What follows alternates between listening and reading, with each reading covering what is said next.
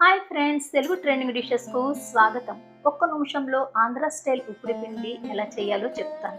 కావలసినవి పచ్చిమిరపకాయలు, పెసరపప్పు, పొట్టు మినప్పప్పు, కరివేపాకు, జీలకర్ర, సన్నని వరి నూక, తగినంత ఉప్పు పక్కన పెట్టుకోవాలి.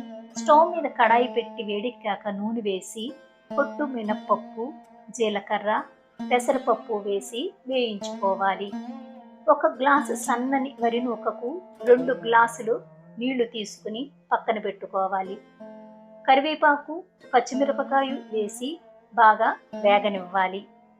కొత్త బియ్యం వరి నూక అయితే ఎక్కువ నీళ్లు, పాత బియ్యం వరి నూక అయితే ఎక్కువ నీళ్లు తీసుకోవాలి. నీళ్లు బాగా మరగనివ్వాలి. మరిగిన నీళ్ళల్లో వరి నూక పోస్తూ ఉండలు లేకుండా కలుపుకోవాలి. అందులో తగినంత ఉప్పు వేసి కలుపుకోవాలి. బాగా పెద్ద మంట మీద వేడి చెయ్యాలి. కాసేపు ఉన్న తర్వాత మంట తగ్గించి పిండి మగ్గనివ్వాలి. ఎంతో రుచికరమైన ఆంధ్ర స్టైల్ ఉప్పుడు పిండి రెడీ. వేడిగా నెయ్యి, ఆవకాయతో తింటే అమోఘ